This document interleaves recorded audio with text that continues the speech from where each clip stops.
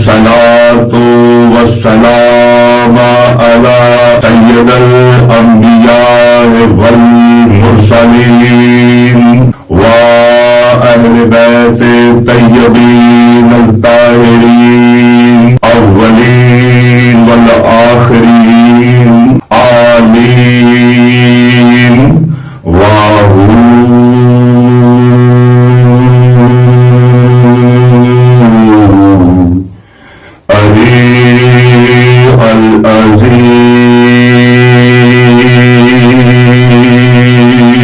بسم الله الرحمن الرحيم وآمن بالله ورسوله والنور الذي أنزل علينا الصلوات صل على محمد وآل محمد۔ سب سے پہلے رہبرن شہبازی اور شہبازیوں کی طرف سے مولا کائنات نور علی نور نور علی نور کا ظہور پر نور مبارک ہو، لاکھوں لاکھوں مبارکیں ہوں۔ علی لال کلندر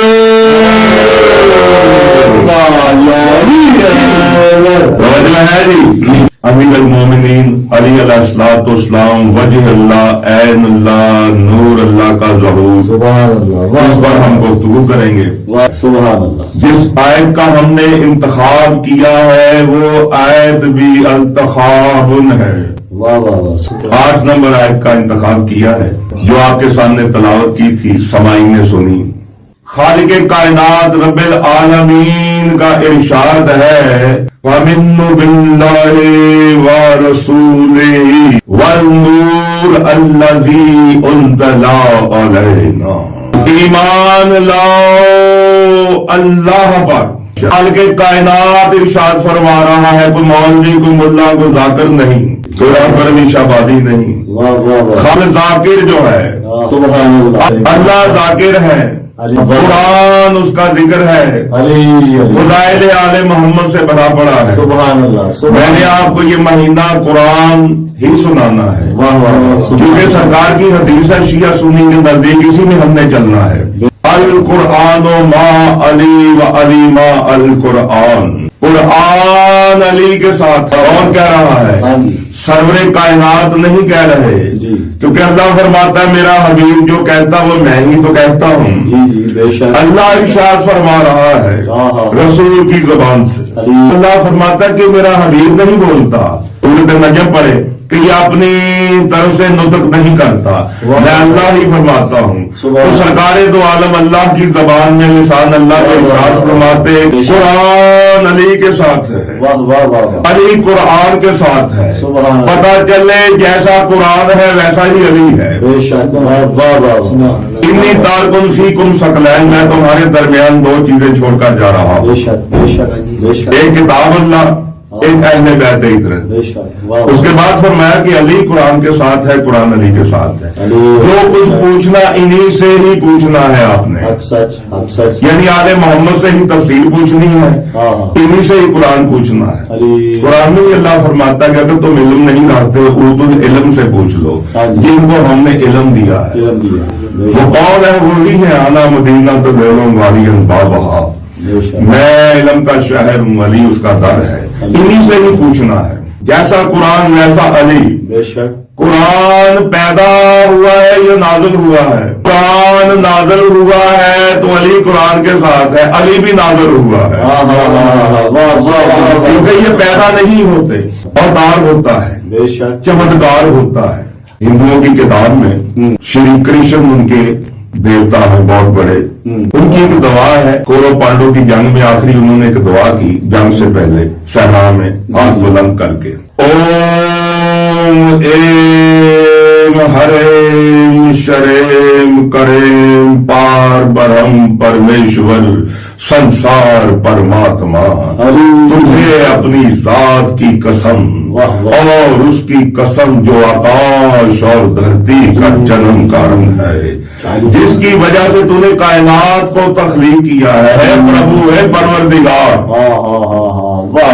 जो आकाश और धरती का जन्म कारण है।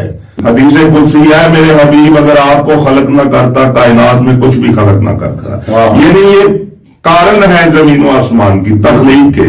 ये आगे चलकर हम बताएंगे कायनात कैसे तख्लीक हुई है, कैसे जाहिर हुई, आगे चलकर ये सिलसिला जारी रहेगा। जो आकाश और धरती का जन्म कारण है, तुझे उसका वास्ता, तुझे तेरे प्रीतम का वास्ता, तेरे महबूब यानी मुस्तफा का वास्ता, तेरे प्रीतम के प्रीतम का वास्ता, सुभान अल्लाह, वाह रसूल का प्रीतम, हे परमेश्वर संसार परमात्मा, तुझे अपनी जात की कसम और उसकी कसम जो आकाश और धरती का जन्म कारण है, तुझे उसका वास्ता, वो जो संसार के सबसे बड़े मंदिर में पवित्र अस्थान पर, पवित्र पाक जगह पर, सबसे बड़े इबादत खाने में, वो जो संसार के सबसे बड़े मंदिर में काले पत्थर के नजदीक एक बालक के रूप में अपना चमत्कार दिखाएगा, वो जिसका नाम एली है, यानी चमत्कार दिखाएगा, वो जिसका नाम एली है। बाइबल में एलिया यसु मसीह ने कहा है, एलिया, एली स्लीपों पर अक्सर लिखा होता, चर्च में जाए तो 3 मरतबा। ईसा मसीह ने भी एली करके पुकारा, एलिया करके पुकारा।